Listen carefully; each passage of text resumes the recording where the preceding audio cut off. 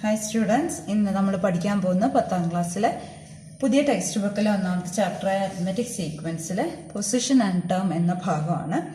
അപ്പോൾ ഇവിടെ ഞാനൊരു സീക്വൻസ് തരാം. 1, 11, 21. ഇതൊരു അരിത്മെറ്റിക് സീക്വൻസ് അഥവാ സമാന്തര ശ്രേണിയാണ് അല്ലേ. അപ്പം നമുക്കിവിടെ പൊതുവ്യത്യാസം എത്രയാണ്, എത്ര കൂട്ടിക്കൂട്ടിയാണ് പോകുന്നത്, അതല്ലേ പൊതുവ്യത്യാസം. എത്ര കൂട്ടിക്കൂട്ടിയാണ്? 10 കൂട്ടിക്കൂട്ടിയാണ് പോകുന്നത്. അപ്പം നമുക്ക് ഈ കോമൺ ഡിഫറൻസ് വെച്ചിട്ട്, ഈ പൊതുവ്യത്യാസം വെച്ചിട്ട് എത്ര പദങ്ങൾ വേണമെങ്കിലും കണ്ടുപിടിക്കാം. ഇനി ഇങ്ങനെയാണ് വരുന്നതെങ്കിൽ, അതായത് ഒന്നാമത്തെ ടേം 1ഉം രണ്ടാമത്തെ ടേം അറിയത്തില്ല, നമുക്ക് അറിയത്തില്ല, മൂന്നാമത്തെ ടേം 11ഉം ആണെങ്കിലോ നമുക്ക് ഈ നടുക്കത്തെ ടേം കണ്ടുപിടിക്കണം. അതായത് ഇവിടെ ഒരു കോമൺ ഡിഫറൻസ് വരുന്നുണ്ട്, ഒരു പ്രാവശ്യം കൂടെ കോമൺ ഡിഫറൻസ് ആഡ് ചെയ്യണമല്ലോ, പ്ലസ് ഒരു കോമൺ ഡിഫറൻസ് ആഡ് ചെയ്യണം. കോമൺ ഡിഫറൻസിന്റെ ആൽഫബറ്റ് D ആണ്. ഇവിടെ ഒന്നും കൂടെ ആഡ് ചെയ്ത് കഴിയുമ്പോഴാണ് 11 കിട്ടേണ്ടത്. അതായത് എത്ര, ഈ 1ൽ നിന്ന് 11 എത്താൻ വേണ്ടി എത്ര ആഡ് ചെയ്തു നമ്മളിവിടെ? എത്രയാണ് ആഡ് ചെയ്തത്? +10 ആണ് ചെയ്തത്. അത് 2 പ്രാവശ്യം കോമൺ ഡിഫറൻസ് കൂട്ടുമ്പോഴാണല്ലോ ഈ +10 വന്നത്. അപ്പോൾ കോമൺ ഡിഫറൻസ് എത്രയാണ്? അതിന്റെ പകുതിയല്ലേ 10/2, അത് 5 അല്ലേ അല്ലേ? ഇങ്ങനെയും ചോദ്യങ്ങൾ വരാം. അതായത് ഫസ്റ്റും തേർഡും തന്നാൽ സെക്കൻഡ് എങ്ങനെ കണ്ടുപിടിക്കാം എന്നുള്ളതും ചോദ്യങ്ങൾ വരും. അപ്പോൾ നമ്മൾ ചെയ്യാൻ പോകുന്നത് പേജ് നമ്പർ 15ലെ ക്വസ്റ്റ്യൻ ആണ്.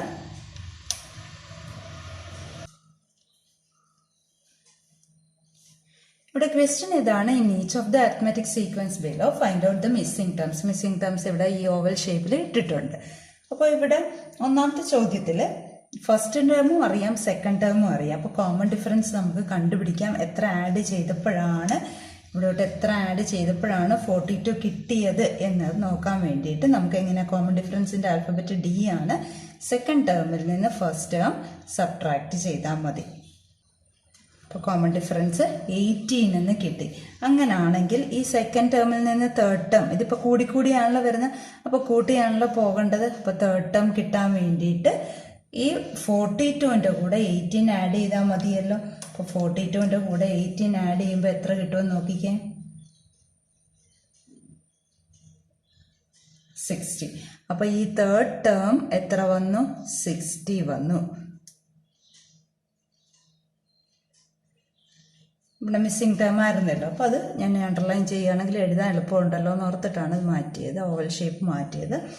ഇനി ഇപ്പോൾ ഇവിടെ 60 കിട്ടി. 60യുടെ കൂടെ 18 ആഡ് ചെയ്യുമ്പോൾ അടുത്ത ടേം കിട്ടുമല്ലോ. അപ്പോൾ എത്രയാണ്? 78. ഇത് പെട്ടെന്ന് നമുക്ക് കണ്ടുപിടിക്കാവുന്നതാണ്. ഇവിടെ നോക്കിക്കേ, രണ്ടാമത്തെ ചോദ്യം നോക്കിക്കേ. രണ്ടാമത്തെ ചോദ്യത്തിൽ ഒന്നാമത്തെ ടേം തന്നിട്ടില്ല, മൂന്നാമത്തെയും തന്നിട്ടുണ്ട്. ഇവിടെ രണ്ടാമത്തും മൂന്നാമത്തും തമ്മിലുള്ള വ്യത്യാസം എടുത്താൽ മതിയല്ലോ, കോമൺ ഡിഫറൻസ് കിട്ടുകയല്ലോ D. അതായത് തേർഡ് ടേമിൽ നിന്ന് സെക്കൻഡ് ടേം സബ്ട്രാക്ട് ചെയ്യുക. അപ്പോൾ അവിടെയും 18 തന്നെയാണ് കോമൺ ഡിഫറൻസ്. ഇനി നമുക്ക് വേണ്ടത് ഫസ്റ്റ് ടേമും വേണം. ഫസ്റ്റ് ടേം കണ്ടുപിടിക്കാൻ വേണ്ടി ഇങ്ങനെ പുറകോട്ടാണ് പോകുന്നത് അല്ലേ. ടേംസ് 24 42 ടേംസ് കൂടിയാണ് വരുന്നത്. അപ്പോൾ പുറകോട്ടാണ് പോകുന്നത്. പുറകോട്ട് പോകുമ്പോൾ സബ്ട്രാക്ട് ചെയ്യണം, മുമ്പോട്ട് വരുമ്പോഴാണ് ആഡ് ചെയ്യേണ്ടത്. അത് പ്രത്യേകം ശ്രദ്ധിക്കുക. അപ്പോൾ എത്ര സബ്ട്രാക്ട് ചെയ്യണം? രണ്ടാമത്തെ ടേമിൽ നിന്ന് 24ൽ നിന്ന് 18 കുറച്ച് കഴിയുമ്പോൾ നമുക്ക് ഒന്നാമത്തെ ടേം കിട്ടും. 24ൽ നിന്ന് 18 കുറയ്ക്കുമ്പോൾ എത്ര വന്നു? 6 വന്നു. അപ്പോൾ ഒന്നാമത്തെ ടേം നമുക്ക് എന്ത് എഴുതാം? 6 എന്ന് എഴുതാം. ഇനി ഈ നാലാമത്തെ ടേമും കൂടെ കണ്ടുപിടിക്കണം അല്ലേ. ഇപ്പൊ 42 മൂന്നാമത്തെ ടേം. ആ 42ന്റെ കൂടെ കോമൺ ഡിഫറൻസ് അല്ലോ, പൊതുവ്യത്യാസം 18 കൂട്ടിക്കഴിയുമ്പോൾ നമുക്ക് 60 കിട്ടും. ആ 60 നാലാമത്തെ ടേമായിട്ട് വന്നിരിക്കുന്നത്. ഇനി ഇതേപോലെ ഒരു 4 ചോദ്യം കൂടെ ഉണ്ട്, അതും കൂടെ നമുക്ക് ചെയ്യാം. മൂന്നാമത്തെ നാലാമത്തെ ചോദ്യം ഞാനിവിടെ എഴുതിയിട്ടിട്ടുണ്ട്. ഇവിടെ മൂന്നാമത്തെ ചോദ്യത്തിൽ മൂന്നാമത്തെ ടേമും നാലാമത്തെ ടേമും തന്നിട്ടുണ്ട്. അടുത്തടുത്തുള്ള 2 ടേം തന്നിട്ടുണ്ടെങ്കിൽ നമുക്ക് കോമൺ ഡിഫറൻസ് പെട്ടെന്ന് കണ്ടുപിടിക്കാം അല്ലേ. ഈ 2 ടേംസിന്റെ കോമൺ ഡിഫറൻസ് കാണാൻ വേണ്ടിയിട്ട് എന്താ, രണ്ടാമത്തെ ടേമിൽ നിന്ന് ആദ്യത്തെ ടേം സബ്ട്രാക്ട് ചെയ്യുക. സെയിം നമ്പേഴ്സ് ആണ്, നമ്മൾ ആദ്യത്തേതുമായിട്ട് നോക്കുമ്പോഴും സെയിം നമ്പേഴ്സ് ആയിട്ട് കോമൺ ഡിഫറൻസ് കാണാൻ എളുപ്പമുണ്ട്.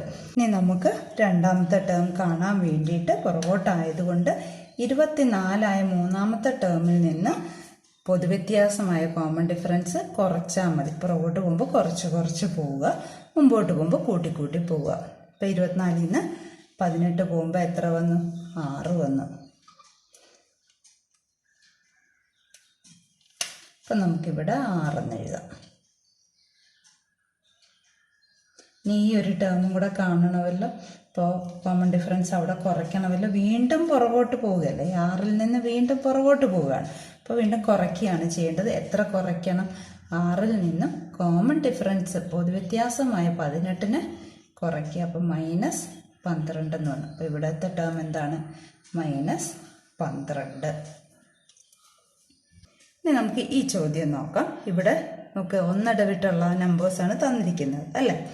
അപ്പോൾ എന്താ ചെയ്യുന്നത്?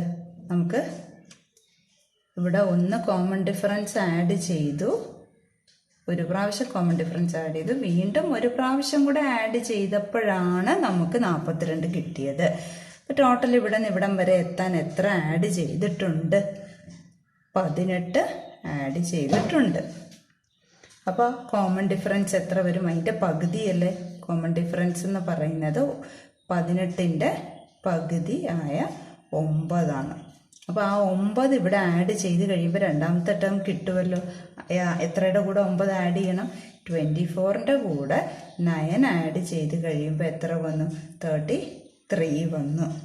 അപ്പോൾ 33 ആണ് ഇവിടുത്തെ നമ്പർ. വന്നല്ലോ. ഇനി ആ കോമൺ ഡിഫറൻസ് തന്നെ ഈ 42ൽ നിന്ന് ഇങ്ങോട്ട് ആഡ് ചെയ്താൽ പോരെ ഈ ടേം കിട്ടാനായിട്ട്. അപ്പം കോമൺ ഡിഫറൻസ് എത്രയാണ്? 42ൻ്റെ കൂടെ കോമൺ ഡിഫറൻസ് ആയ പൊതുവ്യത്യാസമായ 9 ആഡ് ചെയ്യുമ്പോൾ 51 കിട്ടും. അപ്പോൾ ഇവിടെ 51 കിട്ടി. ഇനി അടുത്ത 2 ചോദ്യം കൂടെ ഞാൻ എഴുതാം. ചോദ്യം ഇവിടെ എഴുതിയിട്ടുണ്ട്. ഇവിടെയും നോക്കിക്കുക, ഒന്നാമത്തെ പദവില്ല, രണ്ടാമത്തതും നാലാമത്തതുമാണുള്ളത് അല്ലേ. അപ്പം രണ്ടാമത്തതിൽ നിന്ന് മൂന്നാമത്തതിൽ എത്താനായിട്ട് ഒരു പ്രാവശ്യം പൊതുവ്യത്യാസം കൂട്ടണം. മൂന്നാമത്തതിൽ നാലാമത്തത് എത്താൻ വേണ്ടി ഒന്നും കൂടെ കൂട്ടണം. 2 പ്രാവശ്യം പൊതുവ്യത്യാസം കൂട്ടിയപ്പോഴാണ് 42 കിട്ടിയത്. അതായത് 24ൽ നിന്ന് 42 എത്താൻ എത്ര എടുത്തു? 18 എടുത്തു. 18 കിട്ടിയ മനസ്സിലായി. 42ൽ നിന്ന് 24 കുറയ്ക്കാം. അപ്പോൾ 18 എന്ന് പറയുന്നത് 2 പൊതുവ്യത്യാസം കോമൺ ഡിഫറൻസ് കൂട്ടുമ്പോഴാണ്. അപ്പോൾ കോമൺ ഡിഫറൻസ് എത്ര വന്നു? അതിൻ്റെ പകുതിയല്ലേ, 18ൻ്റെ പകുതിയായ 9. അങ്ങനെയാണെങ്കിൽ ഈ ഒന്നാമത്തെ പദം കാണാനായിട്ട് പുറകോട്ടല്ലേ പോകേണ്ടത്? ഒന്നാമത്തെ പദം കാണാൻ പുറകോട്ടാണ് പോകേണ്ടത്. 24ൽ നിന്നും ആ കോമൺ ഡിഫറൻസ് ആയ 9 കുറച്ചാൽ മതി. അപ്പോൾ എത്ര വന്നു? 15 വന്നു. അപ്പോൾ ഇവിടെ 15 എഴുതാം.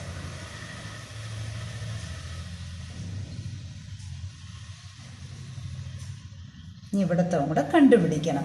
അതായത് 24ൻ്റെ കൂടെ എത്ര കൂട്ടണം? 9 കൂട്ടുമ്പോൾ 24ൻ്റെ കൂടെ 9 കൂട്ടിയപ്പോൾ ഈ സെക്കൻഡിൽ നിന്ന് തേർഡിലേക്ക് പോയപ്പോൾ കോമൺ ഡിഫറൻസ് 1 കൂട്ടിയാൽ മതിയല്ലോ. 24ൻ്റെ കൂടെ 9 കൂട്ടുമ്പോൾ 33 വന്നു.